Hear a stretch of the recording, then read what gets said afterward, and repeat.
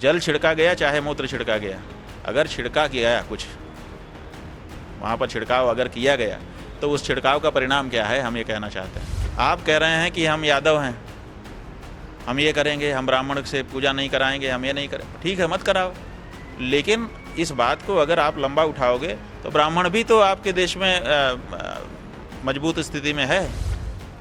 इटावा में भागवत कथा से शुरू हुआ बवाल कहीं से भी थमने का नाम नहीं ले रहा है। जहां इस पर यादव वर्सेस ब्राह्मण साफ तौर पर नजर आ रहा है, वहीं दूसरी तरफ इस पर राजनीतिक प्रतिक्रियाएं, संतों की प्रतिक्रियाएं भी धीरे धीरे तेज होती जा रही हैं। इसी कड़ी में अपने बयानों के लिए मशहूर शंकराचार्य स्वामी अविमुक्तेश्वरानंद ने एक ऐसा बयान दे दिया है जिससे बवाल मचना मानो तैसा हो गया है। यूपी तक से बातचीत करते हुए अविमुक्तेश्वरानंद ने सवाल उठाया कि जल छिड़का गया या मूत्र छिड़का गया तो उस छिड़काव का परिणाम क्या हुआ। उनका यह तक कहना था कि छिड़काव से तो शुद्धि हो जानी चाहिए थी।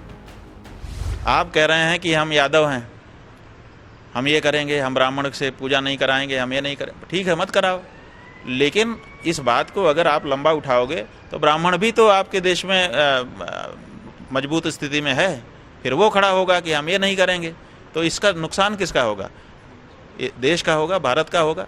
तो क्या यादव को और ब्राह्मण को दोनों को इस बारे में नहीं सोचना चाहिए कि हम लड़ें, क्यों लड़ें, हम अगर भाई भाई हैं, और दूसरे हम एक ही देश के हैं, हमारे लड़ने से हमारे देश को नुकसान हो रहा है, तो इस बात का विचार कौन करेगा आखिर। वहीं इसी के साथ साथ अविमुक्तेश्वरानंद ने इस घटना को सीधे सीधे षड्यंत्र बता दिया। उनका ये तक आरोप था कि ये घटना हुई नहीं है बल्कि करवाई गई है। उन्होंने इसे सीधे तौर पर षड्यंत्र करार दे दिया है।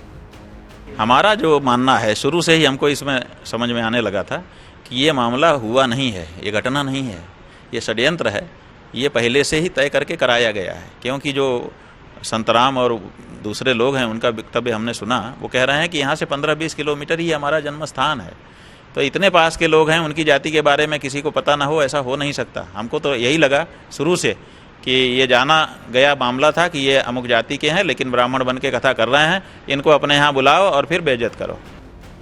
आपको बता दें कि इटावा के थाना बकेवर इलाके के दाननपुर गांव में कथा के दौरान कथावाचक और उनके सदस्यों के साथ अमानवीय कृत्य की वारदात सामने आई।